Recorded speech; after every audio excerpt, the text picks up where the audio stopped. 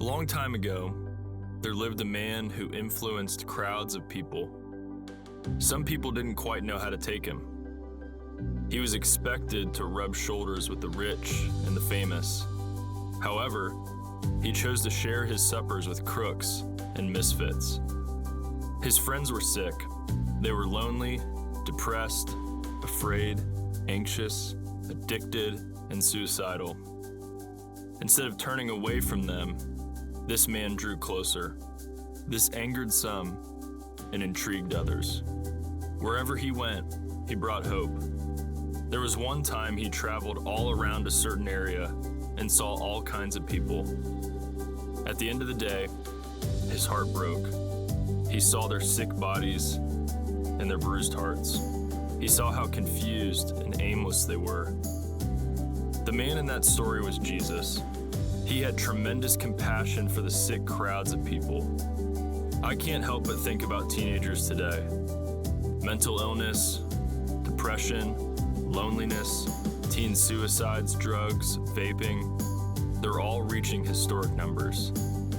Kids are more connected than ever, but also more isolated. On top of all this, the American Survey Center shows that Gen Z is the least religious generation today. More than 1/3 of Gen Z says they're religiously unaffiliated. 18% would say they're either atheists or agnostics.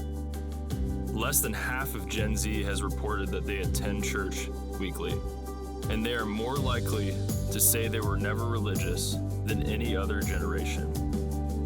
Teens are hurting tremendously, and at the same time, they're keeping their distance from the church. As Jesus put it, they're harassed and helpless, in need of a shepherd. This is where Young Life enters. Young Life was started in 1941 by a man named Jim Rayburn in Gainesville, Texas. He was tasked by his pastor to reach kids at the local high school who were disinterested in the church. Because of his faithfulness to the lost, Young Life today is in all 50 states and in 100 countries around the world. In Young Life, we want to reach every kid, high schoolers, middle schoolers, kids with disabilities, teen moms, and children of military families. But how do we do this? We go to where kids are, we build friendships, we remember names, and hope that we earn the right to be heard, to tell them what Jesus has done for them. Let's be clear, we're not just building relationships and stopping there. Our goal is to share the good news of Jesus Christ, because that's the only thing that can save them. Here's our message. God created a perfect world, but every human in history has chosen their own way over God's, which has brought sin and pain and death. Jesus Christ came into this world to live perfectly, die on the cross to save us from an eternity apart from Him, and He rose to life so He could give us the freedom to choose Him again. This is the core of being a Christ follower, and it's the core of Young Life. Our mission statement is this: we seek to be a loved and diverse missional community that reaches teens in Longview, Texas. We're a team of volunteers that knows their worth in Christ, reflects the diversity of the community, finds deep relationships with each other, and extends outward as we reach disinterested kids.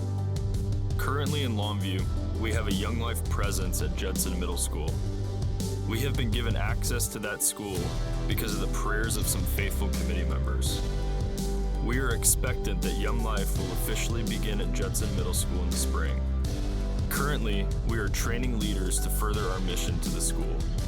We have a healthy adult committee that meets monthly to pray and to better support the ministry getting started.